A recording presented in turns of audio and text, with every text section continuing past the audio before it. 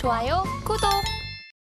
네, 그럼 이제 국내 증시 이야기로 다시 넘어가 보도록 하겠습니다. 이 안팎으로 계속해서 다양한 변수가 많은 가운데 일단은 오늘 새벽에 발표가 되었던 FOMC의 경우에는 좀 한시름 놓게 되었고요. 그렇다면 이 앞으로 연말 장세를 좌우할 중요한 변수는 평론가님께서 뭐라고 보시나요? 우리 시장에서 가장 지금 연말 장세를 결정할 가장 커다란 변수는 저는 공매도 규제 움직임을 저는 생각을 하고 있습니다. 네. 지금 뭐 공매도를 갖다가 규제하자는 그 개인 투자자들의 어떤 그 청원들이 사실은 네. 본물을 이루고 있잖아요. 그래서 이제 마침내 그 정치권에서 그거에 대한 어떤 답을 하고 있죠. 그게 민주당이든 국민의힘이든 어쨌든 공매도 규제는 어떤 식이든지 나타날 거라고 생각을 하고 있습니다. 뭐 저는 개인적으로 그게 공매도의 뭐 완전 금지 자체는 아니고 사실은 뭐 상환 기간이라든지 기관과 외국인의 어떤 상환 기간이라든지 담보 비율이라든지 뭐 이런 것들에 대한 어떤 규제 방침들, 그다음에 불법 공매도에 대한 어떤 전면 조사를 갖다가 한다고 하니까 사실은 우리 그 8월, 9월, 10월 그 우리 시장을 갖다가 가장 크게 억눌렀던 그 가장 큰 변수, 제일 중요한 변수로는 사실은 저는 뭐 공매도, 네. 특히 그 불법 공매도를 갖다가 뽑고 있거든요. 그거에 대한 어떤 규제 움직임들이 어느 정도 가시화되고 있는 거니까 시장의 불안 요소 자체는 하나가 어느 정도는 그래도 제거될 가능성이 좀 있다. 뭐 저는 이렇게 보고 있는 거고요. 사실 현재 그 한국 주식시장 같은 경우에는 이스라엘과 어떤 하마스 간의 어떤 전쟁을 갖다가 그 우려를 갖다가 굉장히 강하게 어떻게 보게 되면은 반영을 하고 있다라고 저는 생각을 해요. 뭐 미국 시장 같은 경우는 좀 덜했잖아요. 근데 유독 한국 시장 같은 경우에는 네. 뭐 우리가 이제 북한과 접해서 그런지는 모르지만은 지정학적 이슈에 굉장히 민감한 어떤 이런 것들이 있죠. 그 덕분에 그 때문에 사실 덕분은 아니고 그 네. 때문에 사실은 그 어떤 전쟁의 우려들이 우리 시장에 어떤 깊은 그늘을 들이웠다. 뭐 이렇게 얘기할 수가 있는 건데 사실 그 부분 같은 경우에는 지금 어떤 휴전에 대한 어떤 논의들이 어느 정도 가시화되고 있는 거니까 제가 생각하기에는 아까도 말씀드렸듯이 확전보다는 사실은 국지전 양상으로 어느 정도 지속될 가능성, 그 부분에 대한 우려까지 일단은 그 10월 달에 이미 다 반영을 했다라고 저는 보는 거고요. 제가 우리 시장에 계속해서 주목을 하는 이유는 나아질 거라고 보는 이유는 뭐 지난달에도 제가 말씀을 드렸듯이 거시경제 매크로적인 이슈들이 우리 시장에 굉장히 긍정적인 방향으로 돌아가고 있는 것들이 몇 개가 있어요. 네. 가장 크게 이제 우리나라 주식시장의 어떤 향배를 결정하는 거는 한국의 수출입니다. 수출 자체가 13개월 연속 감소하다가 네. 13개월이 끝나고 나서 사실은 10월 달에 플러스 5% 성장을 했잖아요. 이것도 역시 뭐 기저효과 때문이라고도 얘기할 수가 있는 거지만 그게 이제 제가 생각하기에는 한국 주시장을 끌어올릴 가장 중요한 변수가 될 거고요. 그다음에 OECD의 그 한국 경기 선행 지수가 반등을 하고 있는 거고, 그다음에 선행 지수 순환 변동치 통계청에서 발표하는 것들도 역시 플러스로 반전을 하고 있죠.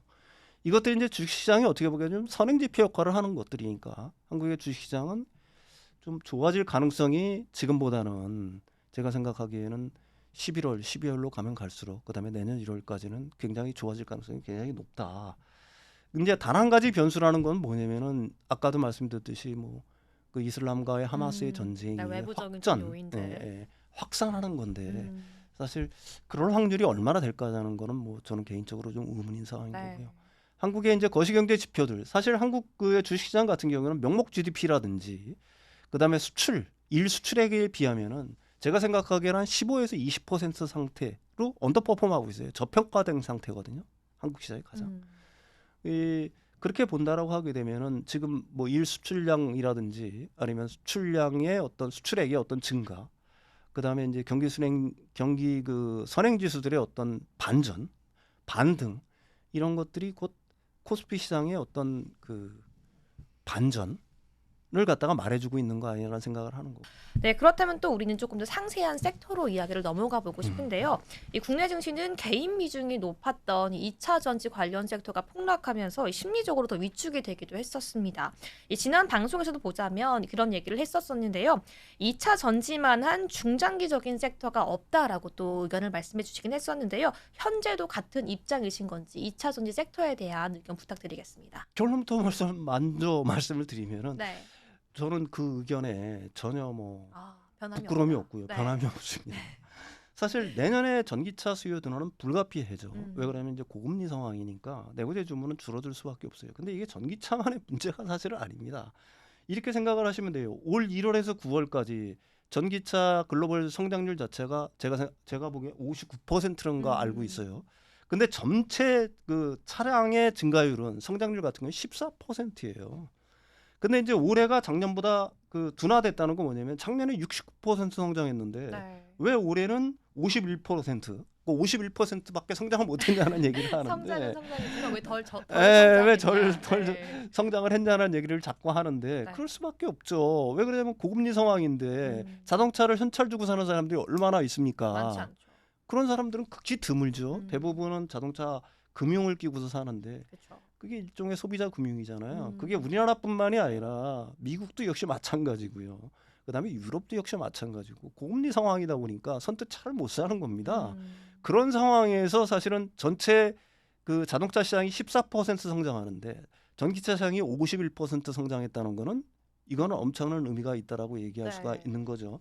무엇보다도 사실은 이제 저는 이런 것들이 굉장히 큰 노이즈라고 자꾸 얘기를 하는데 GM이 미시간 제2공장의 어떤 그 가동을 갖다 연기했죠. 1년. 원래는 24년 말로 예정이 돼 있었는데 그걸 1년 연기를 했습니다. 네. 그러니까 이게 뭐 전기차가 안 팔려서 뭐 그런 거다. 뭐 이런 식으로 얘기를 하는데 아까도 말씀드렸듯이 이런 고금리 상황에서 전기차뿐만이 아니라 어떤 차든지 팔릴 수가 없는 거예요. 이 차뿐만이 아니라 내구재는 다 마찬가지입니다. 휴대폰, 애플이 얼마 전에 발표를 했지만 애플의 매출도 감소를 했죠. 그쵸. 그 휴대폰이라든지 아니면 가구라든지 자동차라든지 주택이라든지 이런 수요들 자체가 이 높은 금리 때문에 줄어들 수밖에 없는 겁니다. 그게 적어도 내년까지는 어느 정도 그런 상황이 유지될 거라고 보는 거고요. 네.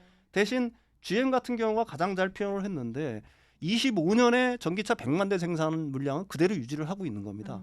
세계적인 시장 조사 업체들도 전기차 성장률을 갖다가 내년엔 비교적 약간 둔화되는 그런 어떤 양상들을 보일 거라는 걸 갖다가 전망을 하고 있지만 장기적 전망에서는 전혀 물러남이 없어요. 전기차 성장은 어떻게 보게 되면은 구조적으로 우리 그 전 세계가 기후 위기를 피하기 위해서는 반드시 가야 할 당위성이라는 얘기입니다. 네. 그러니까 전기차의 전환은 우리가 정확하게 보게 되면 그걸 갖다가 정확하게 시그널이라고 봐야 되는 거고요. 그 중간중간에 고금리로 인해서 어떤 수요가 둔화가 일시적으로 저하가 된다라고 하는 것들은 노이즈라는 얘기입니다. 네. 그러니까 밝은 눈을 가진 투자라고 그러면은 노이즈하고 시그널을 갖다가 구분할 필요는 사실은 있다라고 저는 보는 거고요. 유럽 시장 역시 굉장히 큰 둔화가 예상된다라고 얘기를 하고 있어요. 유럽도 역시 미국처럼 마찬가지라는 얘기입니다. 고금리 충격에서 벗어날 수가 사실은 없는 건데 특히 이제 유럽 시장에서 그 전기차 시장의 그 한국 전기차 아니면 배터리 시장의 어떤 그 약세를 갖다 주장하는 쪽에서는 사실은 중국산 배터리가 너무 우위에 있다. 유럽 시장의 어떤 그 시장 점유율이 점점 높아지고 있다. 그래서 그 유럽에서는 그 한국 배터리라든지 한국 전기차가 밀릴 가능성이 굉장히 높다는 식으로 얘기를 하는데 유럽의 스탠스를 갖다 유심히 봐야 되겠죠. 유럽의 그 CRA법이 12월 달부터 확정이 되는 거고요.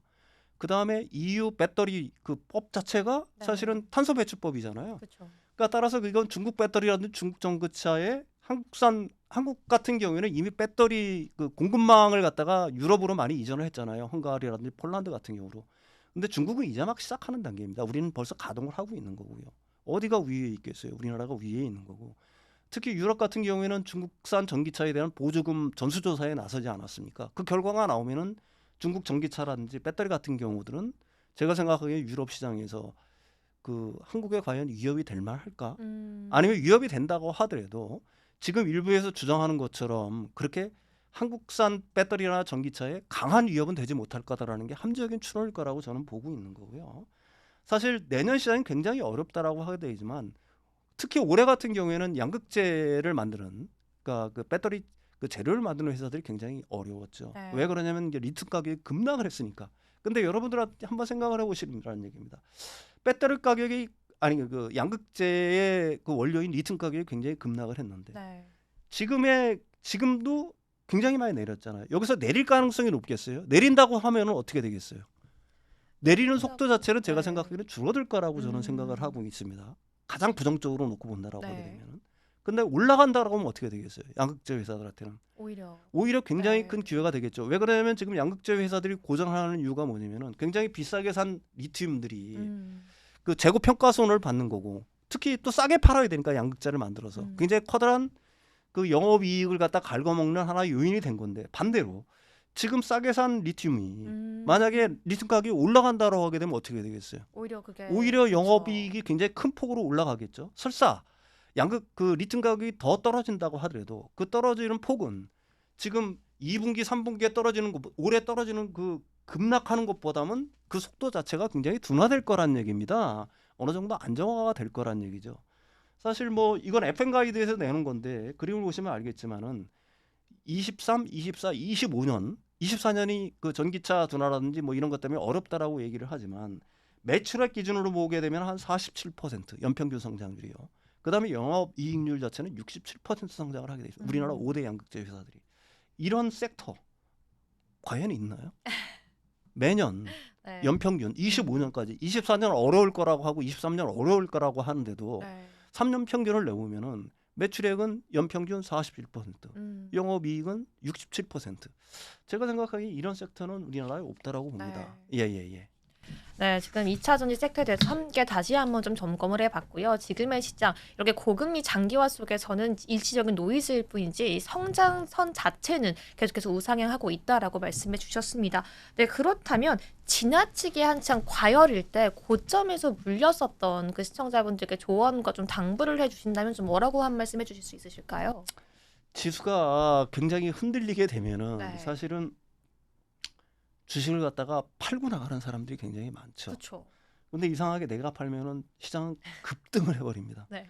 그럼 그 사람은 그 주식을 사지를 못해요. 아. 왜 그러냐면 내가 일단 손해를 보고 팔았는데 네.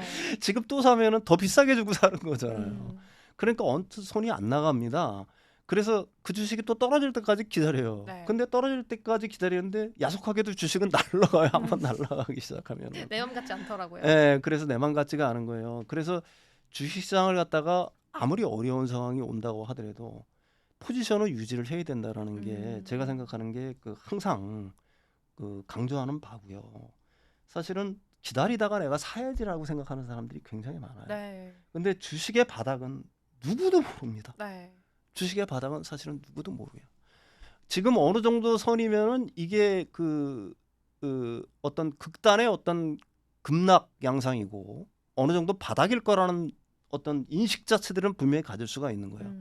그럴 때는 과감하게 분할 매수를 하는 게 정답이다. 분할 아까도 매수. 얘기했지만은 가장 중요하게 될 변수로는 한국 주시장을 놓고 보게 되면은 한국 수출의 회복.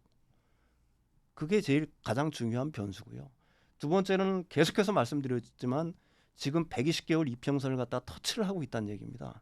그러면 이 상황에서는 여기보다 더 내릴 가능성이 어느 정도는 있다라고 하겠지만 그 가능성보다는 상방으로 열려 있는 것들이 훨씬 많아요. 그리고 상방으로 열려 있을 때는 이게 급등을 하는 구간이라고 얘기할 수가 있는 겁니다. 네. 근데 한국의 이제 매크로적인 어떤 상황, 거시경제 상황 자체는 아까도 제가 말씀드렸듯이 가령 뭐 경기 선행 지수라든지 수출액의 변화라든지 뭐 이런 것들 자체가 한국 경제의 어떤 저점을 갖다가 확인했다라고 보는 거거든요. 한국 경제가 턴어라운드를 드디어 하고 있다 이렇게 본다라고 하게 되면은 지금은 주식을 조금씩 모아가야 할 때지 이 급락에 놀라가지고 팔 때가 아니다. 이렇게 얘기를 드리고 싶습니다. 네, 그럼 마지막으로 네. 우리가 지금 같은 시장 상황 속에서 연말 랠리 함께 기대해봐도 좋을지가 궁금한데요. 네. 한동안 좀 너무 어려웠던 시장 속에서 고생했던 투자자분들에게 우리가 네. 어떻게 앞으로 대응할 수 있는지 함께 정리해 보도록 하겠습니다. 음. 이 시장에서는 이 할로윈 효과라는 말도 있고 산타를리란 말도 네네네. 있더라고요. 어떻게 보시나요? 그거는 있을 거라고 저는 보는 거죠. 있다. 왜 그러냐면은 아까도 얘기했지만 11월 FOMC에서 일단 뭐 금리 인상은 안 한 거고요. 그다음에 시간이 지나면 지날수록 12월 금리 인상에 대한 어떤 기대치, 전망치도 약해질 거라고 저는 생각을 하고 있습니다.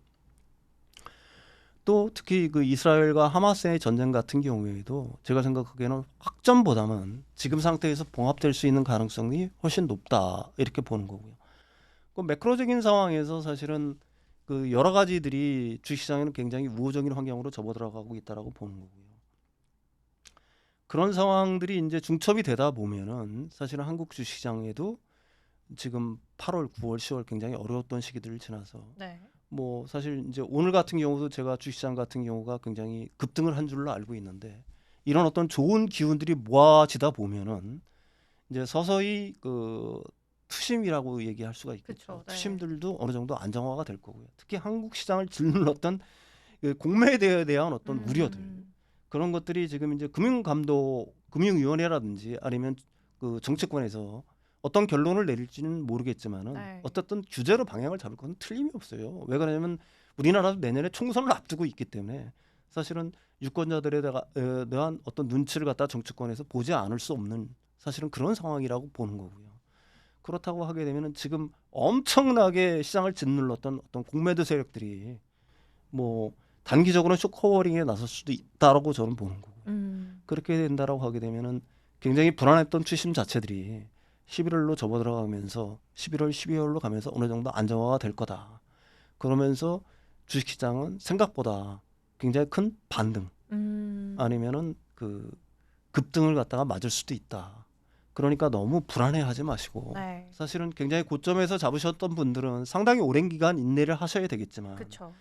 저는 항상 강조드리는 거지만 우리가 주식을 사는 게 아니다. 나도 주식을 사는 게 아니라 사실 주식을 산다고 생각하면은 어떤 시세의 변동에 굉장히 흔들리기가 굉장히 쉽죠. 네, 그렇죠. 그렇지만 좋은 기업을 샀다라고 생각하면 마음이 좀 편해집니다.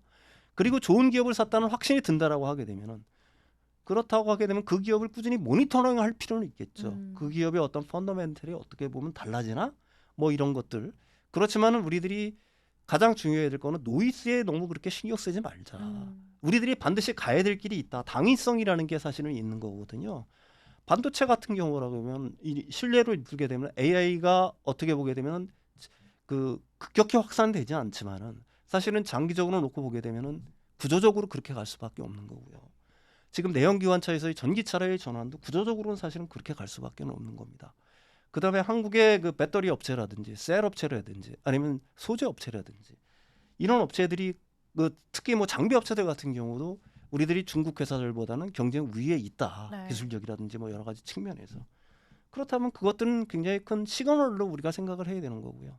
중간에 어떤 가격 변동이 굉장히 있겠지만은 어떤 그런 어떤 시그널들을 생각을 하면서 그 기업의 어떤 실질 가치를 생각하면서 기업을 샀다라고 생각하게 되면은 좀 오랜 기간 견디셔야 되겠지만 고점에서 잡으신 분들은 반드시 그것들이 보상받을 날이 올 거다. 거듭 부탁드리지만 단 미수라든지 네. 아니면 그 자기 자본이 아닌 타인 자본을 이용한 투자는 절대로 하지 말아라. 아직 그럴 타이밍은 아니다. 아니 네. 그럴 타이밍 자체가 아니라 그건 언제든지 마찬가지입니다. 언제든지. 지금 반대 매매를 막고 있는 것도 사실은 네. 미수라든지 가령 뭐 그 스탕으로이라든지 뭐 이런 걸 썼기 때문에 반대 매매를 맞는 거 아니겠습니까? 그러니까 어떤 기회가 온다고 하더라도 사실은 그 부채를 이용해서 신용을 이용으로 해서 사실은 그 레버리지를 이용한 투자 자체는 사실은 인내심을 갖다가 키우지는 못하는 거거든요. 네. 나는 그 주식을 계속해서 갖고 있고 싶지만 사실은 반대 매매에 휩쓸리면 갖고 있을 수가 없잖아요. 네. 그러니까 엉덩이가 가벼워질 수밖에는 사실은 없는 거거든요.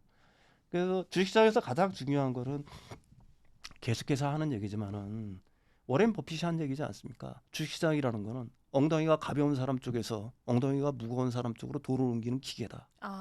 인내심이 없는 사람 쪽에서 인내심이 있는 사람 쪽으로 옮기는 기계다라고 워렌 버핏이라는 현인들이 얘기를 한 겁니다. 제 네. 얘기가 아니라. 그러기 위해서는 좀 그 빌려서 투자하는 것들 이런 것들을 좀 자제하자. 네. 앞으로 어떤 시장이 열리더라도 그것만 아니면은 좋은 기업의 주식을 샀는데 두려울 게 뭐가 있겠냐. 네. 뭐 저는 맞습니다. 그렇게 생각을 합니다. 좋아요, 구독.